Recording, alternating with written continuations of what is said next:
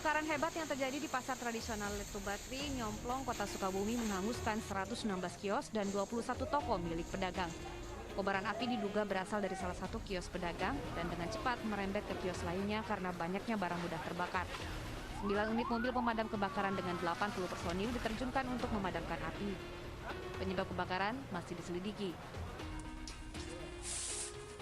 Usai kebakaran, para pedagang kembali ke TKP untuk selamatkan barang-barang yang tersisa. Salah satu pedagang merugi hingga 50 juta rupiah lantaran dalam kiosnya terdapat sembako yang baru dikirim dari distributor. Kalau ditaksir semua kurang lebih 50 semua. Belanja barang apa? Baru belanja atau Baru turun barang sebagian. Yang belanjanya yang dari kayak di toko-toko ngambil lagi baru datang. jadi tidak ada yang bisa diselamatkan Pak? Nggak ada, cuman yang paling ini sama tadi sedikit. Kebakaran juga melanda Pasar Dungus di Kabupaten Madiun, Jawa Timur. Puluhan lapak dan kios pedagang ludes terbakar. Bahkan sempat terdengar beberapa kali letusan dari lokasi kios yang terbakar. Sejumlah pedagang terlihat panik dan bekerja sama selamatkan barang dagangannya. Diduga kebakaran terjadi akibat korsleting listrik di salah satu kios. Tadi saya kan duduk di luar, ada api, saya masuk langsung teriak-teriak kalau pasarnya kobong, saya disambut kosong. Langsung pos ke Dungus, langsung orang-orang saya suruh keluar semua. Itu kondisi pasar gimana? Ramai pas sepi? Sepi, nggak ada orang. Petugas damkar butuh waktu lama untuk tiba di lokasi karena jarak pasar dari posko damkar terbilang jauh. Petugas juga kesulitan padamkan api karena khawatir adanya kabel listrik yang akan putus jika tersambar api dan membahayakan warga. Dari Sukabumi dan Madiun, Budi Setiawan, Arif Wahyu Effendi, iNews melaporkan.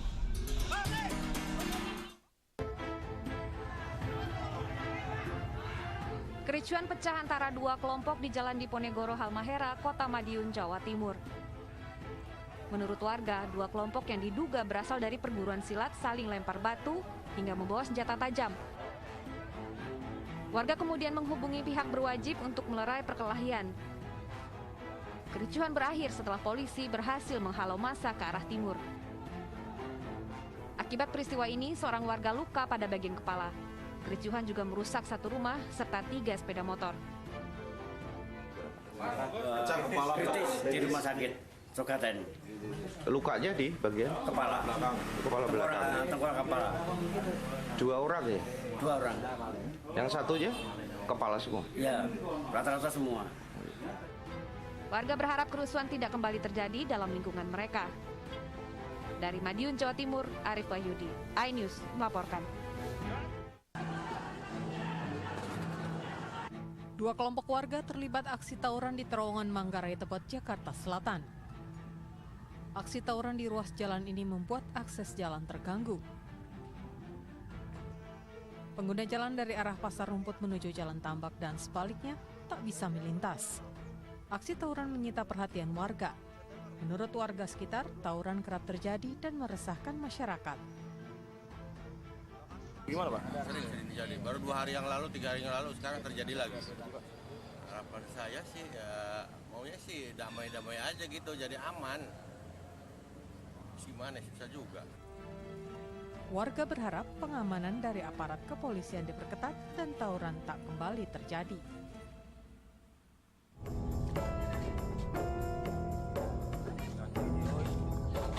Aksi saling serang antar dua kelompok pemuda pecah di Jalan Keramat Pulau Gundul, Johar Baru, Jakarta Pusat. Kedua kubu yang bertikai membekali diri dengan senjata tajam, botol, kayu, dan batu. Ironisnya, sebuah warteg menjadi sasaran kebrutalan para pelaku tawuran.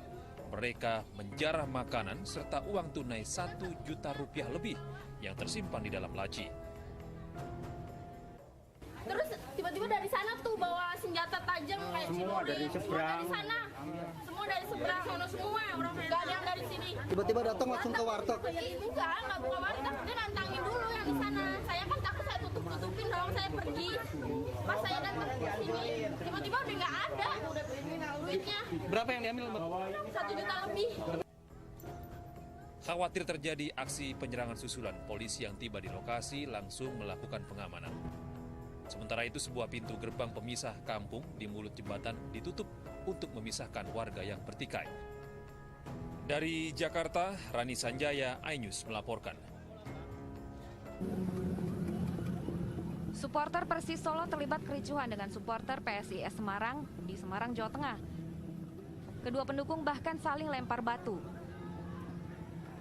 Saat diperiksa petugas, truk yang mengangkut supporter PSIS Semarang kedapatan mengangkut batu serta botol minuman keras.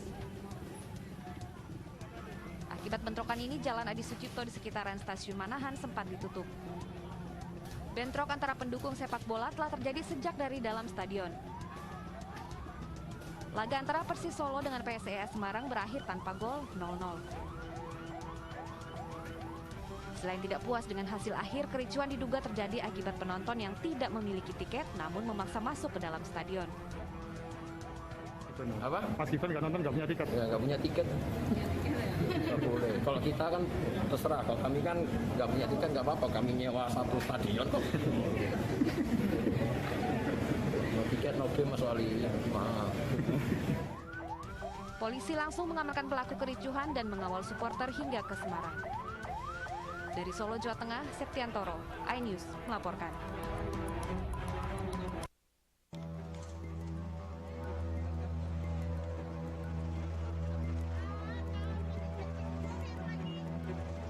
Petugas gabungan merazia sejumlah hotel dan rumah kos di Kota Parepare, Sulawesi Selatan pada Sabtu malam.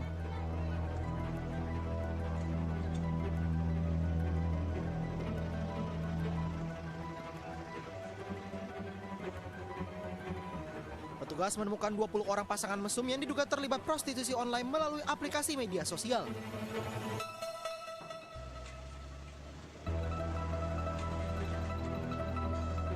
Mereka yang ditangkap dibawa ke kantor Satpol PP Kota Parepare guna pendataan. Razia ini merupakan laporan warga yang resah dengan kian maraknya prostitusi online di Kota Parepare, Sulawesi Selatan. Ada sekitar 20 orang terpisah di 3 hotel, 2 kos-kosan. Ini untuk mereka ini selanjutnya diapakan? Jadi selanjutnya kami akan melakukan pendataan, kemudian dilakukan pembinaan, kemudian orang tuanya akan masing-masing akan dipanggil. Bunda-budi yang diduga terlibat prostitusi online ini diberikan pembinaan serta memanggil pihak orang tua.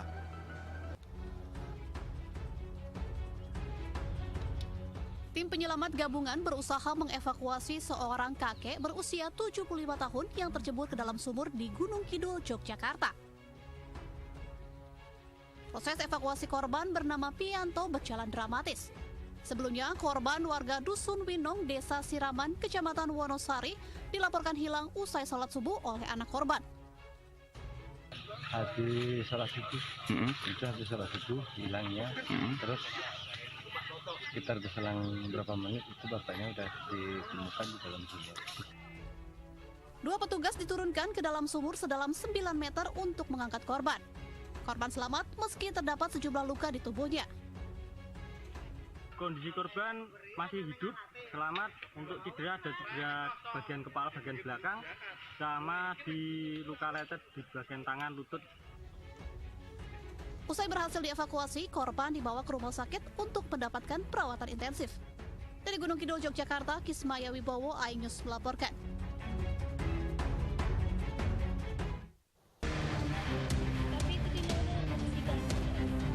Warga dikagetkan dengan penemuan sesosok mayat berjenis kelamin laki-laki mengapung di Sungai Barimun, Kecamatan Kota Pinang, Kabupaten Labuan Batu Selatan, Sumatera Utara, Sabtu siang. Korban bernama Yogi Putra Pratama berusia 20 tahun, warga Dusun Simpang 4 Cikampek, Desa Aek Batu, Kecamatan Torgamba, ditemukan warga yang sedang mencari ikan. Belakangan diketahui Yogi sudah 5 hari pergi meninggalkan rumah. Dari olah TKP, korban diduga tewas akibat hanyut karena tidak pandai berenang. Hasil olah TKP yang kita lakukan, si korban tidak pandai berenang. Sudah lebih kurang 5 hari permisi ataupun izin dari orang tuanya. Untuk penyelidikan lebih lanjut, korban dievakuasi ke Rumah Sakit Umum Kota Pinang. Dari Labuan Batu Selatan, Sumatera Utara, Randi Kurniawan, iNews melaporkan. Material lumpur dan tanah longsor menutupi jalan sejumlah lokasi di daerah Sungai Pisang, Bungus, Teluk, Kabung, Padang, Sumatera Barat. Diperkirakan ada 20 titik longsor dan pohon tumbang di lokasi wisata Mande. Tanah longsor akibat tingginya intensitas hujan yang mengguyur sejak Minggu pagi. 3 alat berat serta 60 personil BPBD Kota Padang dikerahkan untuk membuka akses jalan yang terputus total. Hingga kini pemirsa, proses evakuasi material longsor masih berjalan. Ini ada sekitar, kalau dari depan menjelang Teluk Siri saja ke pendakian itu ada sekitar 20 titik ya sampai ke Sungai Pisang, dan itu sampai tembusnya ke Mande nanti, perbatasan antara Padang dan pesisir. Untuk pengendara atau yang berkunjung berwisata ke Mande ya atau Sungai Pisang itu saat ini tidak bisa dilewati karena kondisi jalan atau badan jalan atau tumpukan banyak yang terbal ya yang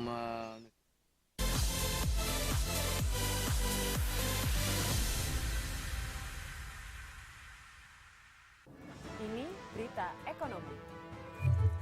Baru dan berbeda dari berita lainnya. Saya Syahna Suartono, News Update di iNews. Selamat malam pemirsa. Bapak sadar nggak menggantikan seorang menteri yang sangat populer? Ahmad Saroni mengatakan waktu saya gembel dulu. Seberapa gembel sih Anda dulu? Di Wuhan, apakah melakukan vaksin yang sama, Pak? Benih loh. Yang sebelumnya dilarang untuk ditangkap sekarang. Jangan jadi pejabat untuk jadi orang kaya. Salam inspirasi. After Hours with Helmi Yahya, setiap Jumat pukul 18.30 live hanya di iNews.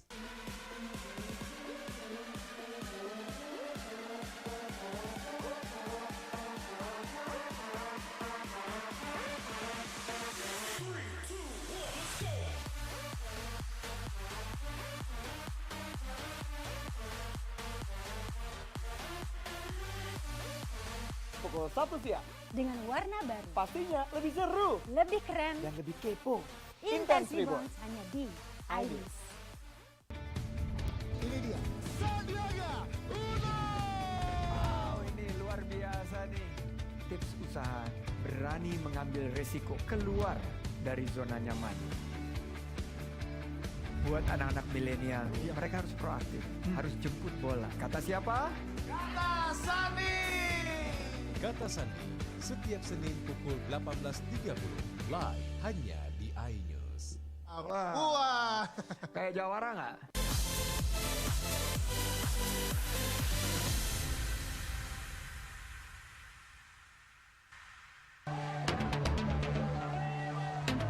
Mahasiswa dari berbagai organisasi di Mamuju, Sulawesi Barat menjawab keputusan kenaikan harga BBM dengan berunjuk rasa. Sambil membakar ban, mereka juga memblokade jalan Trans Sulawesi hingga memicu kemacetan. Mahasiswa menilai kenaikan harga BBM tidak berpihak pada rakyat kecil dan memicu kenaikan bahan pokok. Kondisi ini mempersulit rakyat yang sedang berusaha bangkit dari keterpurukan akibat pandemi. Hidup masyarakat yang melawan, hidup perempuan yang melawan. Saya kembalikan ke kawan-kawan.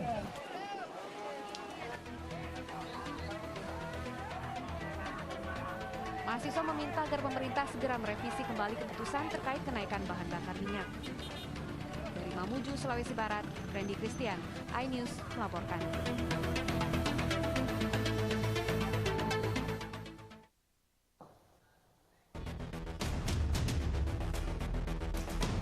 Ibu rumah tangga yang hendak berbelanja di Pasar Panyabungan, Mandailing, Natal, Sumatera Utara terkejut melonjaknya harga sembako pasca naiknya harga BBM. Komoditas sembako yang naik tajam diantaranya cabai merah naik mencapai Rp100.000 per kilogram dan cabai rawit Rp60.000 per kilogram. Tidak itu saja, bawang merah dan bawang putih serta sayur mayur juga mengalami kenaikan. Harga sembako lainnya yang ikut naik seperti beras dan telur ayam, kenaikan dipicu pasca naiknya harga BBM. Cabai rawit, cabai merah. Ya, tinggi naiknya ya. Lumayan tingginya, apalagi cabai rawit. Cabai rawit ya. Dari berapa ke berapa, Pak? Hah? Dari berapa? Sampai 50, ada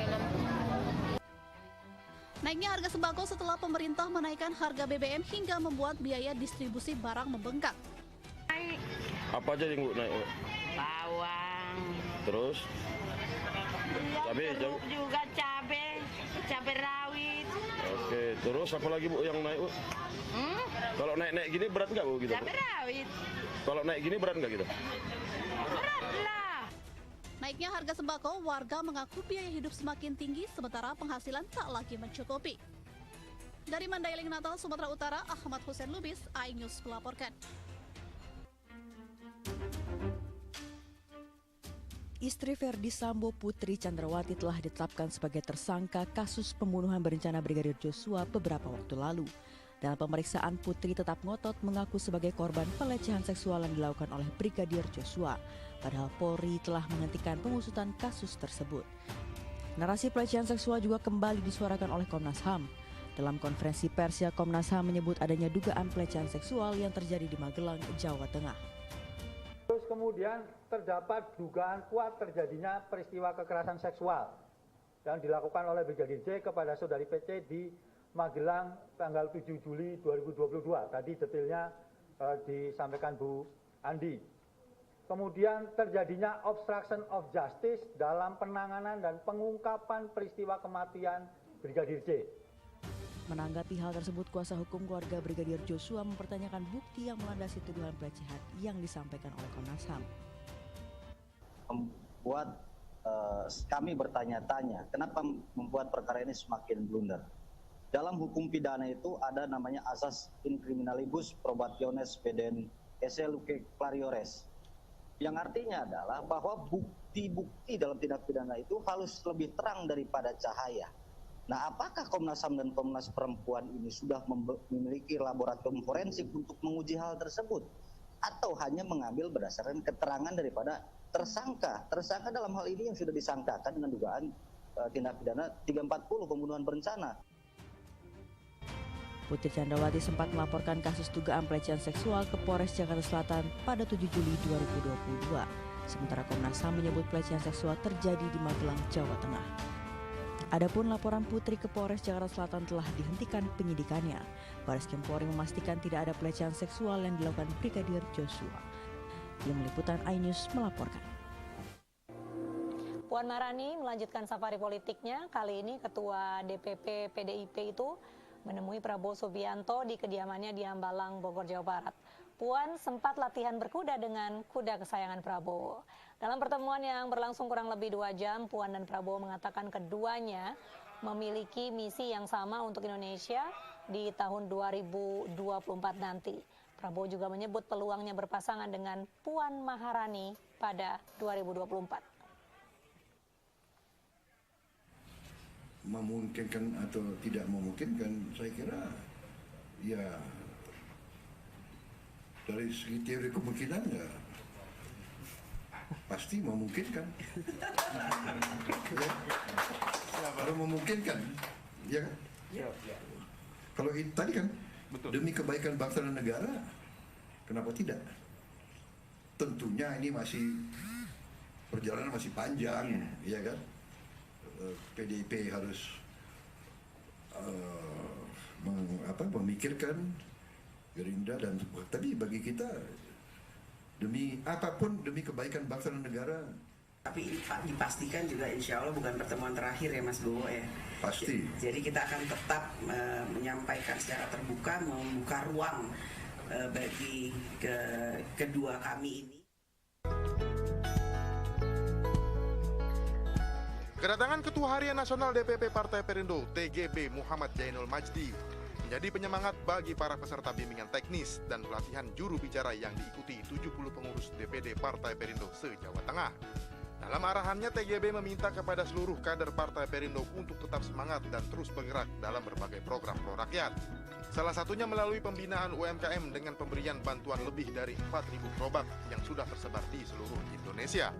Politik kita kan orientasinya Perindo kesejahteraan. Jadi kader Perindo selalu bersama rakyat di dalam setiap keadaan. Dan itulah yang menjadi semangat kita ketika turun berjumpa dengan masyarakat untuk menyampaikan tentang visi dan misi Partai Perindo. Kemudian kita juga tadi membicarakan ya dan berdiskusi tentang bagaimana Perindo tetap terus meningkatkan kontribusinya untuk masyarakat. Memiliki visi dan misi untuk mensejahterakan masyarakat dengan berbagai program pro-rakyat, Partai Perindo optimis mampu meraih hati masyarakat, sehingga mampu meraih suara untuk memenangkan pemilu 2024. Dari Semarang, Jawa Tengah, Vito Erlangga, Raga Firdaus, Ari Setiawan, iNews melaporkan.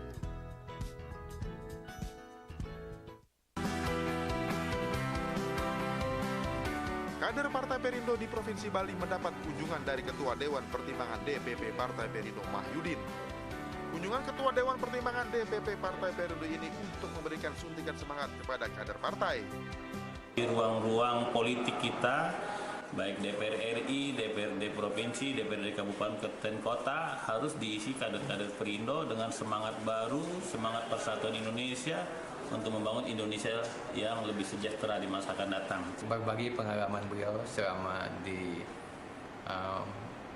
legislatif maupun sebagai DPD RI, dan itu sangat menguatkan kami, menyemangati kami untuk berbuat yang terbaik untuk rakyat Bali. Pada pemilu 2024 mendatang, Partai Perindo menargetkan terbentuknya satu fraksi di tiap kabupaten kota, sehingga Partai Perindo dapat berperan aktif dalam pembangunan dan mensejahterakan kehidupan bangsa.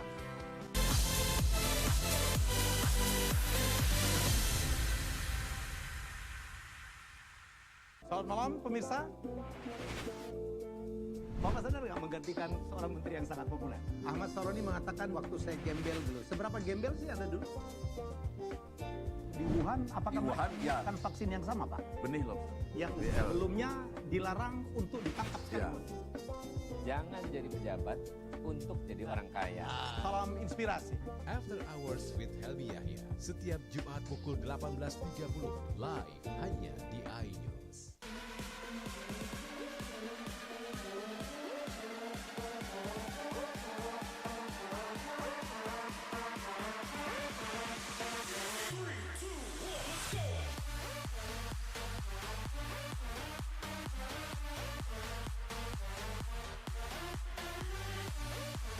Pukul 1 siang. Dengan warna baru. Pastinya lebih seru. Lebih keren. Dan lebih kepo. Intense Reborn hanya di iNews. Ini dia. Sandiaga Uno. Wow, ini luar biasa nih. Tips usaha, berani mengambil resiko, keluar dari zona nyaman. Buat anak-anak milenial, mereka harus proaktif, harus jemput bola. Kata siapa? Kata Sandi. Kata Sandi, setiap Senin pukul 18.30, live hanya di iNews. Wah. Kayak jawara nggak?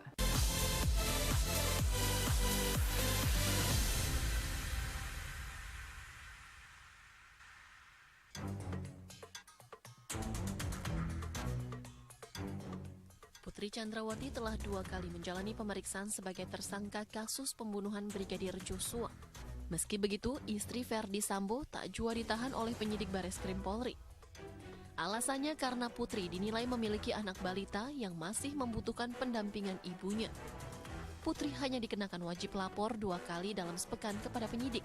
Penangguhan penahanan Putri disorot banyak pihak, termasuk aktivis perempuan Melanie Subono.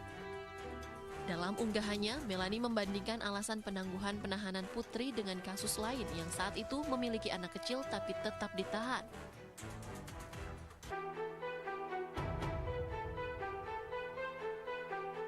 Pasca ditetapkan sebagai tersangka sekaligus dalam pembunuhan Brigadir Joshua, Verdi Sambo juga ditetapkan tersangka kasus merintangi penyidikan atau obstruction of justice.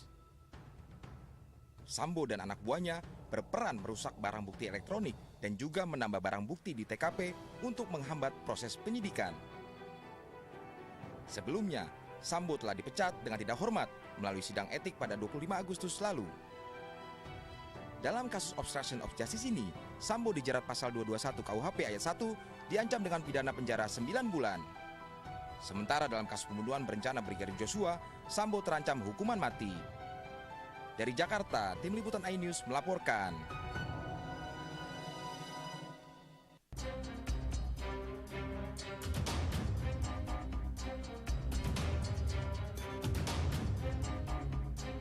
Rekonstruksi pembunuhan Brigadir Joshua menyisakan pertanyaan. Pasalnya ada beberapa perbedaan antara keterangan yang diberikan para tersangka saat pemeriksaan dengan adegan yang diperagakan pada saat rekonstruksi. Di antaranya adalah perbedaan pada detik-detik setelah tewasnya Brigadir Joshua. Dalam adegan ini, mantan Kadif Propam Ferdi Sambo juga menolak memerankan adegan tersebut dan digantikan dengan pemeran pengganti. Ada beberapa perbedaan antara pengakuan A dan pengakuan B di masing-masing pihak. Tapi masing-masing pengakuan itu juga diuji.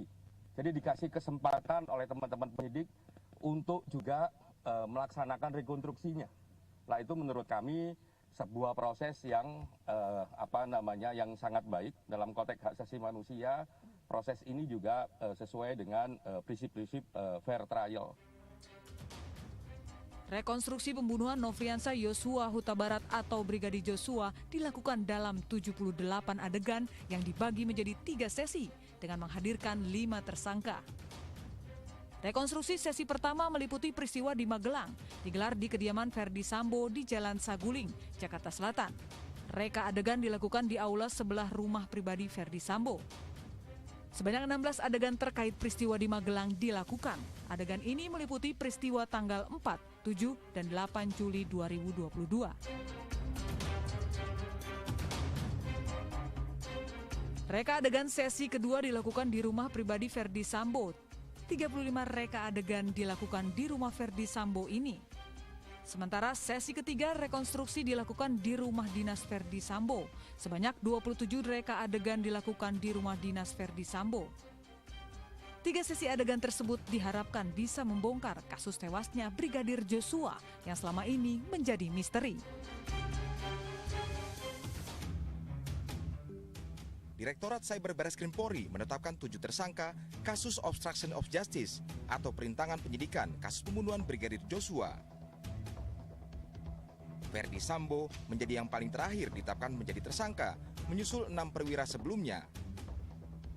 Para tersangka obstruction of justice berperan merusak barang bukti elektronik serta menambah barang bukti di TKP untuk menghambat proses penyidikan. Dari 7 tersangka, 3 diantaranya yakni Irjen Ferdi Sambo, Kompol Cuk Putranto, dan Kompol Baikuni Wibowo telah menjalani sidang kode etik dan divonis sanksi pemberhentian tidak dengan hormat. Mengikuti jejak mantan atasannya, Kompol Cuk Putranto dan Kompol Baikuni Wibowo ajukan banding atas putusan PTDH tersebut. Mantan Kadif Propam Polri, Ferdi Sambo yang dipecat dengan tidak hormat dari Korps Bayangkara pada hasil sidang Komisi Kode Etik Polri yang digelar 26 Agustus lalu, telah mengajukan banding atas vonis tersebut. Ferdi Sambo yang kini menyandang tersangka terhadap 2 kasus yang berbeda telah mengajukan banding melalui Divisi Hukum Polri. Namun hingga saat ini, pihak kepolisian belum menerima memori banding yang telah ditentukan paling lambat 21 hari sejak tersangka menyatakan banding. Mohon izin sesuai dengan pasal 9 PP 7 2022, izinkan kami untuk mengajukan banding. Apapun putusan banding, kami siap untuk melaksanakan.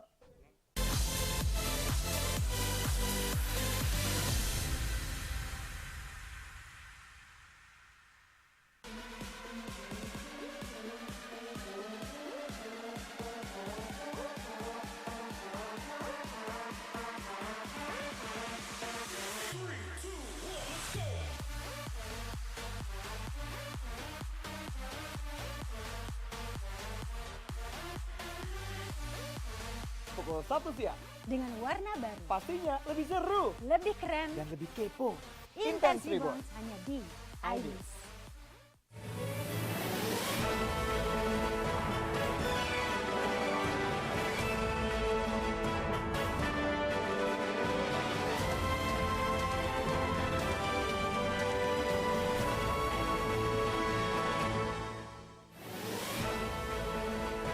Polisi tinjau SPBU, antisipasi lonjakan antrian. Agenda pemilihan Wabub Muara ini menuai protes. Hotman Paris kawal penganiayaan oknum DPRD.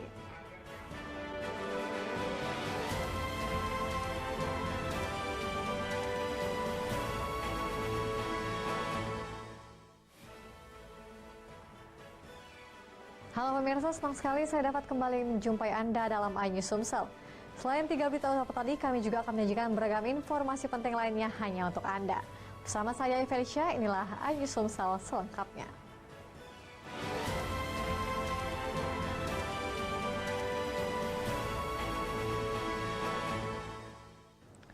Pemirsa, polisi langsung memantau sejumlah SPBU yang ada di Kabupaten Oki pasca kenaikan BBM guna mengantisipasi lonjakan antrian kendaraan.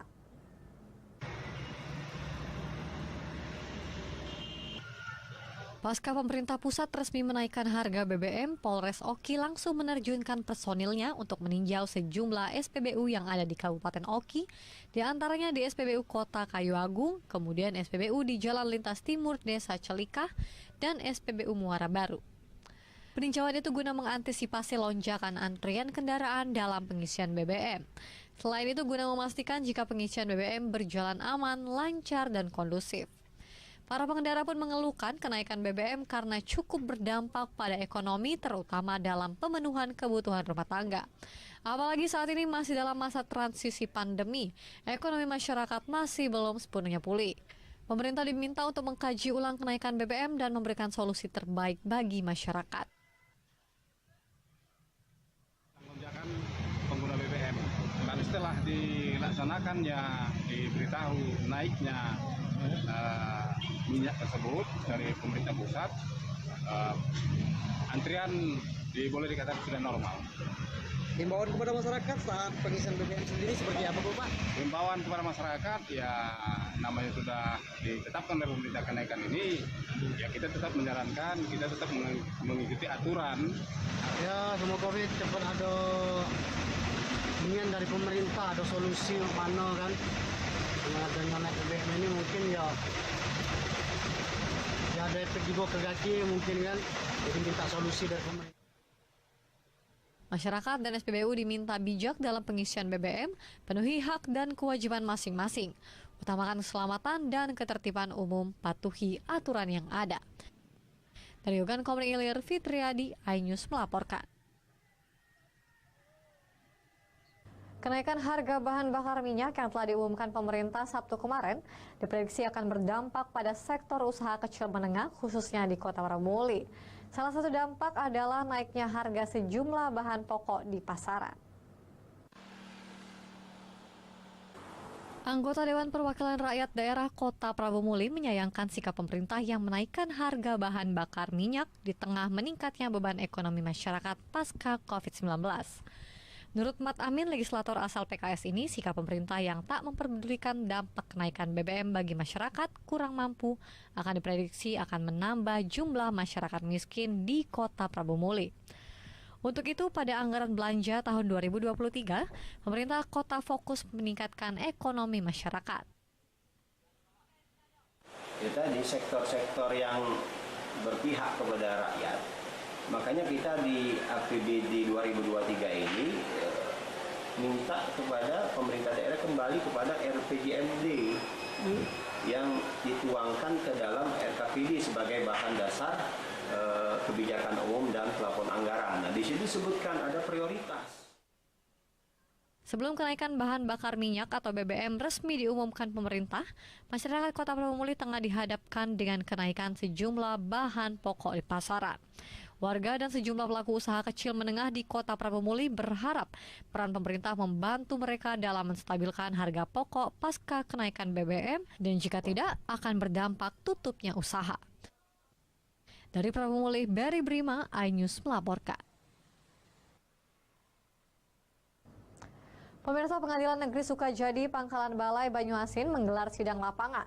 Sengketa ini terjadi lantaran penggugat memiliki sertifikat, sedangkan tergugat memiliki akta pengoperan hak.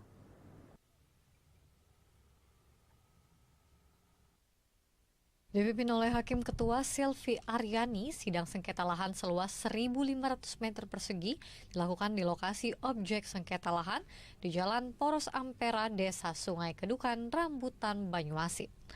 Dalam sidang ini dihadirkan langsung pihak penggugat 1 Ruslan dan 2 Ilyas, serta tergugat Indriani yang diwakilkan oleh kuasa hukumnya. Selain itu juga terlihat hadir perwakilan dari BPN. Pihak penggugat 2 melalui kuasa hukumnya mengatakan jika sidang lapangan ini untuk membuktikan mana yang benar. Pihak penggugat mempunyai sertifikat sejak 2011, sedangkan tergugat hanya mempunyai akte pengoperan hak. Sebelumnya mereka juga mempunyai warkah tahun 1962. Kita berharap ya sama pengadilan negeri itu agar menegakkan satu namanya kepastian hukum. Kepastian hukum itu terlihat daripada alas hak daripada yang kepemilikan tanah itu saja. Kita minta berharap juga kepada pengadilan negeri ya agar ya dengan adanya pemerintah sekarang menggalakkan dengan adanya apa itu yang memberantas yang berkaitan dengan mafia tanah. Sementara itu, pihak tergugat melalui kuasa hukum sangat yakin dengan keberadaan lahan milik mereka dan tidak mengambil lahan orang lain. Menurut kita inilah yang dieksekusi kemarin dan tidak ada melebihi dan tidak ada mengurangi menurut versi. Surat tanah kita apa, Pak? Ya, alas kita. Ada alas hak kita? Ada hak dan pengakuan hak kita ada. Tahun berapa? Kalau alasannya 2001, kalau kita beli 2016 ada alasannya tahun 86, ada alasan dasarnya lagi. Sampai saat ini udah jadi sertifikat atau gimana, Pak? Belum.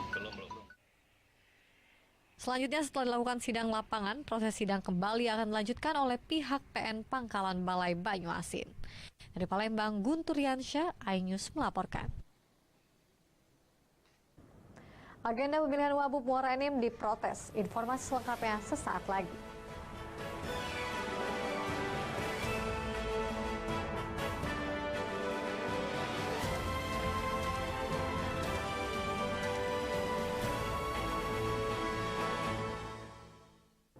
Ini berita ekonomi. Baru dan berbeda dari berita lainnya. Saya Syahna Suartono, News Update di iNews. Yang baru di iNews dengan konsep talk show hadir di prime time. Gak cuma promosi, tapi berbagi ilmu dan informasi juga. Kenapa akhirnya beralih karyawan ke usaha sendiri selain? Hah? Hari gini masih cari kerja. Kenapa nggak jadi pengusaha? Kita mendengar kisah-kisah sukses tadi. Mau jadi pengusaha sukses? Nonton deh Kata Sandi. Kata Sandi hanya di iNews. Selamat malam pemirsa. Bapak sadar nggak menggantikan seorang menteri yang sangat populer? Ahmad Saroni mengatakan waktu saya gembel dulu. Seberapa gembel sih Anda dulu? Di Wuhan, apakah menggunakan vaksin yang sama, Pak? Benih loh. Yang sebelumnya dilarang untuk ditangkap sekarang. Jangan jadi pejabat untuk jadi orang kaya. Salam inspirasi. After Hours with Helmi Yahya setiap Jumat pukul 18.30 live hanya di iNews. Call Me Mel hadir kembali. Ini bagus banget loh. Udah tahu. Kita lanjutin perjalanan kita. Lebih seru dan lebih heboh. Ih, Kenta lu imut banget sih, gak ada Tyson, gue bawa pulang lo. Bukan aku yang milih, kan mereka yang milih aku. Halu. Maafin bucin ya. I love you Indonesia. Call Me Mel setiap Senin dan Selasa pukul 20.15 hanya di iNews.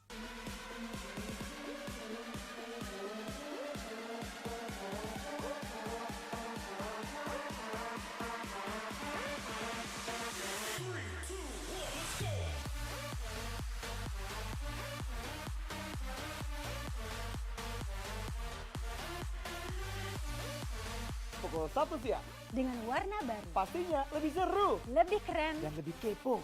Intense Reborn hanya di iNews. Ini dia.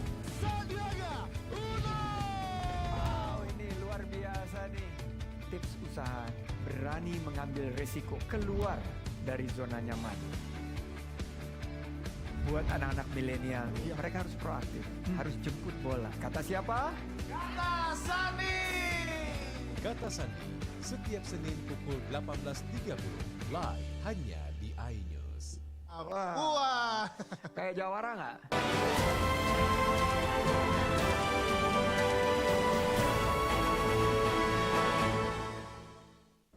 Terima kasih Anda masih bersama kami pemirsa. Agenda pemilihan Wakil Bupati Muara Enim pada 8 September 2022 oleh DPRD Muara Enim menuai protes dari Wakil Ketua Lembaga Bantuan Hukum Sriwijaya Ius Institut Muhammad Jayanto. Dirinya menilai pemilihan tersebut mencederai Permendagri Pasal 174.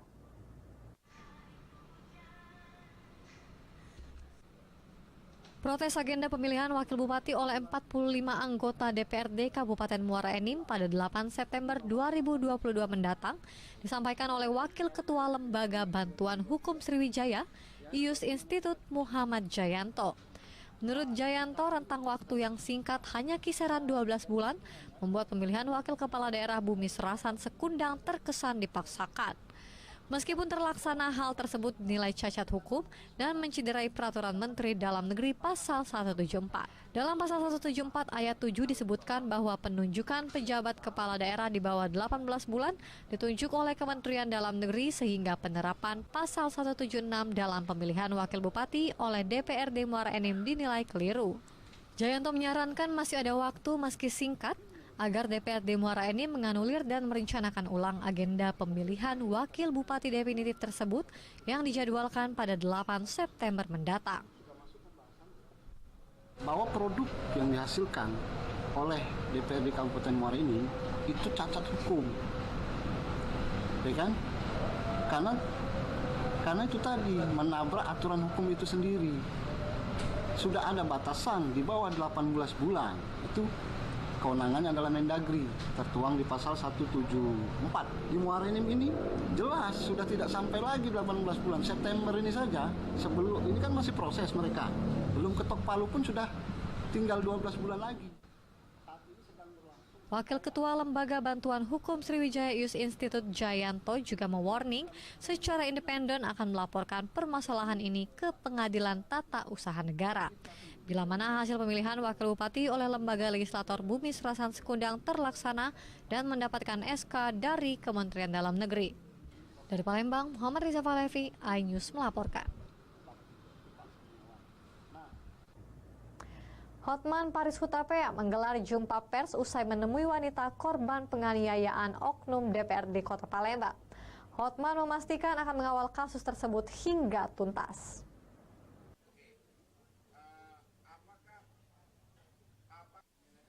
Pengacara kondang Hotman Paris Hutapea menggelar konferensi pers di salah satu rumah makan di Jalan Sudirman, Ilir Timur 1, Kota Palembang, Minggu siang kemarin. Hotman Paris duduk bersebelahan dengan wanita korban pemukulan, yakni Juwita Puspita. Hotman Paris menjelaskan akan mengawal kasus tersebut dan meminta kepada Kapolrestabes Palembang agar menambahkan pasal perkataan kasar selain pasal penganiayaan yang dilakukan oleh oknum DPRD Syukrizen. Haknya dia untuk melaporkan 170, tapi kan yang bicarakan fakta. Saya nggak melihat ada di sana 170 itu kan pengeroyokan di depan umum. Mana mungkin mak-mak seperti ini mengeroyok. Dan di video itu kan nggak ada.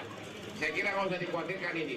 Yang kita perlu harus jaga adalah agar kasus ini walaupun kasus pasalnya itu pasal yang sangat rendah hukumannya, pasal 351, tapi yang hikmahnya yang perlu dari sini. Hikmahnya dari kasus ini. Bahkan kalau boleh saya melalui ini saya mau sarankan kepada Bapak Kapolres akan ditambahkan juga pasal apa penghinaan ya kalau mengucapkan kata-kata ya. Kalau karena kata-kata yang bersifat binatang diucapkan sama ibu ini, saya kira mendingan ditambahkan juga pasal 311 ya buat. Kasus tersebut mencuat setelah oknum DPRD Kota Palembang dari Partai Gerindra itu memukul korban di SPBU Demang Lebar Daun Palembang 5 Agustus 2022 lalu. Saat itu tersangka menganiaya korban hingga ia ditangkap dan ditahan petugas Polresta Palembang. Dari Palembang, Guntur, iNews melaporkan. Octavianus, warga Ibul Besar, Kecamatan Pemulutan, Kabupaten Ogan Ilir, Sumatera Selatan, seorang tersangka kasus pembelian besi bekas ditetapkan tersangka dan ditahan oleh polisi sektor Pemulutan. Namun kini ia dapat menghirup udara segar lantaran mendapatkan restoratif justice atau RJ dari Kejari OI.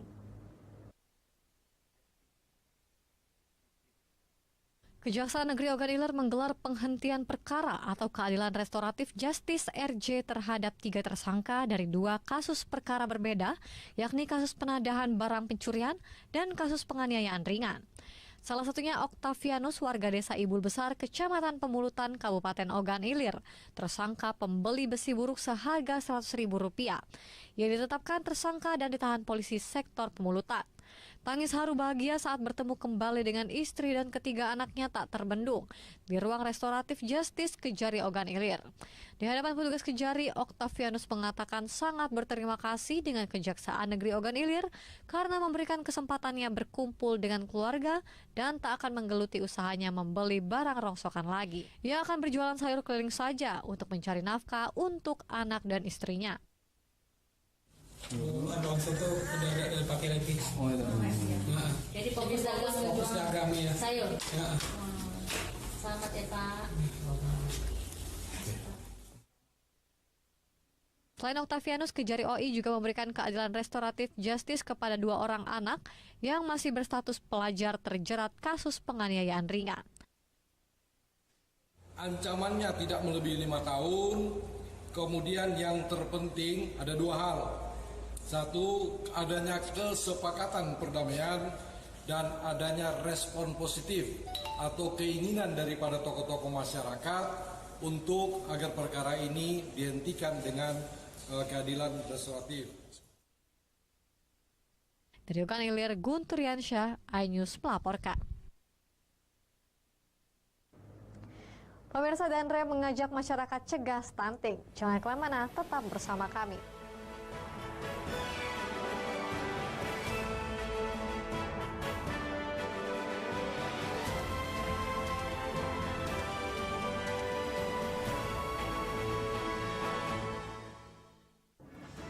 Berita ekonomi baru dan berbeda dari berita lainnya. Saya Syahna Suartono, News Update di iNews. Yang baru di iNews dengan konsep talk show hadir di prime time. Gak cuma promosi, tapi berbagi ilmu dan informasi juga. Kenapa akhirnya beralih karyawan ke usaha sendiri selain? Hah? Hari gini masih cari kerja. Kenapa nggak jadi pengusaha? Kita mendengar kisah-kisah sukses tadi. Mau jadi pengusaha sukses? Nonton deh Kata Sandi. Kata Sandi hanya di iNews. Selamat malam pemirsa. Bapak sadar nggak menggantikan seorang menteri yang sangat populer? Ahmad Saroni mengatakan waktu saya gembel dulu. Seberapa gembel sih Anda dulu? Di Wuhan, apakah melakukan vaksin yang sama, Pak? Benih loh. Yang sebelumnya dilarang untuk ditangkap sekalipun. Jangan jadi pejabat untuk jadi orang kaya. Salam inspirasi. After Hours with Helmi Yahya setiap Jumat pukul 18.30 live hanya di iNews. Call Me Mel hadir kembali. Ini bagus banget loh. Udah tahu. Kita lanjutin perjalanan kita. Lebih seru dan lebih heboh. Ih, Kenta lu imut banget sih, gak ada Tyson, gue bawa pulang lo. Bukan aku yang milih, kan mereka yang milih aku. Halu. Maafin bucinnya. I love you Indonesia. Call Me Mel setiap Senin dan Selasa pukul 20.15 hanya di iNews.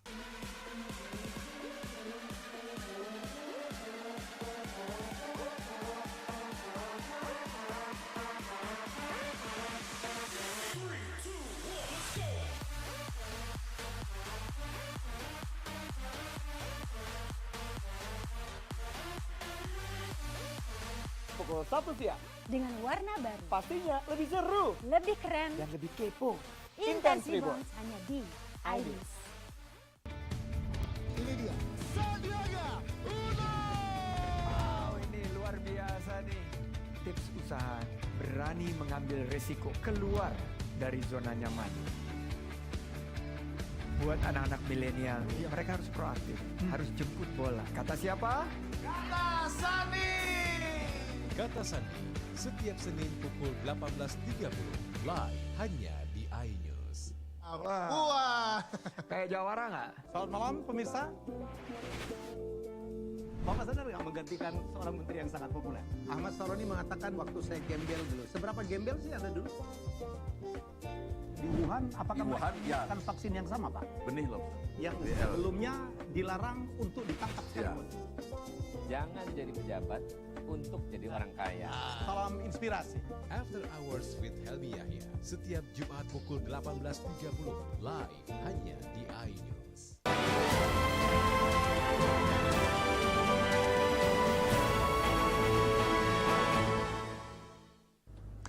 Anda kembali lagi dalam iNews Sumsel, pemirsa. Sesuai aturan dari SK Kementerian Perhubungan nomor 24 tahun 2022, stasiun kereta api Muara Enim memberlakukan aturan wajib vaksin booster khusus untuk yang berusia 18 tahun ke atas. Aturan wajib booster bagi penumpang kereta api yang dikeluarkan oleh Kemenhub ini terdapat perbedaan pada usia penumpang. Wakil Kepala Stasiun KA Muara Enim Fitri Anom menyampaikan pihaknya sudah mulai memberlakukan wajib booster bagi para penumpang. Terkait aturan ini terdapat perbedaan usia yang wajib booster atau vaksin ketiga adalah penumpang usia 18 tahun ke atas. Untuk 6-17 tahun wajib vaksin kedua dan usia 6 tahun ke bawah tidak wajib namun didampingi oleh orang tua. Bagi penumpang yang terlanjur membeli tiket dan belum booster, uang penumpang bisa dikembalikan 100%. Terkait pemberlakuan PT KAI untuk penumpang yang wajib booster gimana, Bang? Jadi ini berlakunya SE Kemenhub nomor 24 tahun 2022. Jadi hari ini sudah berlaku untuk penumpang yang usia 18 tahun ke atas itu harus vaksin 3.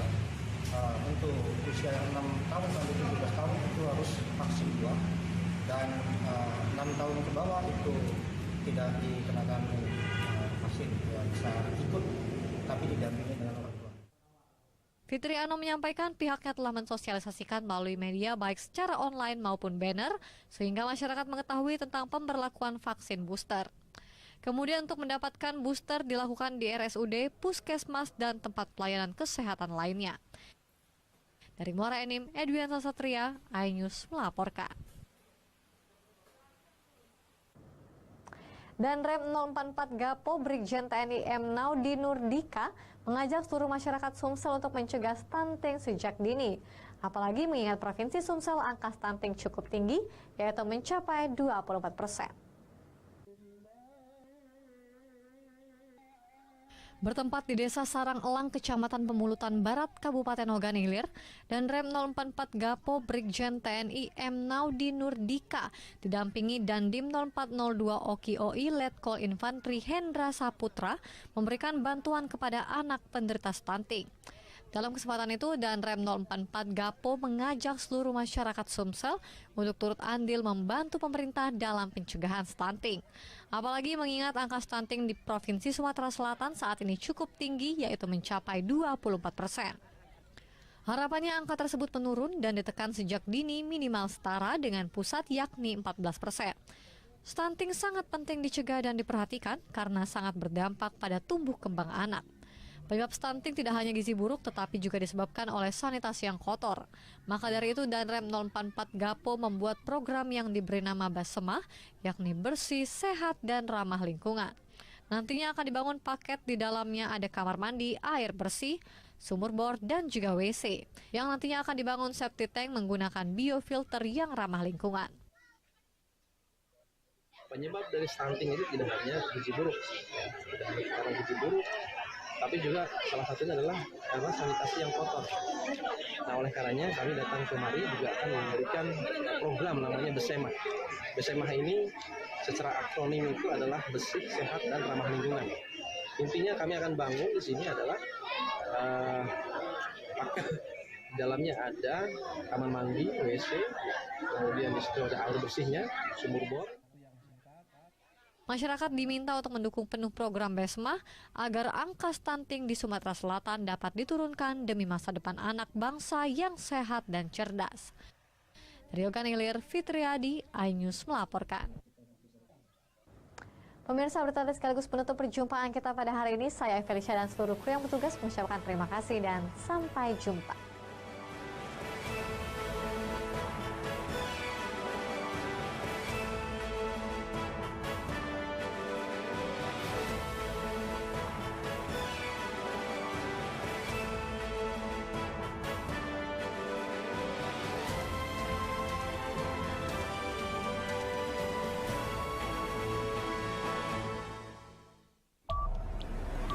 yang baru di iNews dengan konsep talk show hadir di prime time. Gak cuma promosi, tapi berbagi ilmu dan informasi juga. Kenapa akhirnya beralih karyawan ke usaha sendiri selain? Hah? Hari gini masih cari kerja. Kenapa nggak jadi pengusaha? Kita mendengar kisah-kisah sukses tadi. Mau jadi pengusaha sukses? Nonton deh Kata Sandi. Kata Sandi hanya di iNews. Selamat malam pemirsa. Bapak sadar nggak menggantikan seorang menteri yang sangat populer? Ahmad Saroni mengatakan waktu saya gembel dulu. Seberapa gembel sih Anda dulu? Di Wuhan, apakah melakukan vaksin yang sama, Pak? Benih loh. Yang sebelumnya dilarang untuk ditangkap sekalipun. Jangan jadi pejabat untuk jadi orang kaya. Salam inspirasi. After Hours with Helmi Yahya setiap Jumat pukul 18.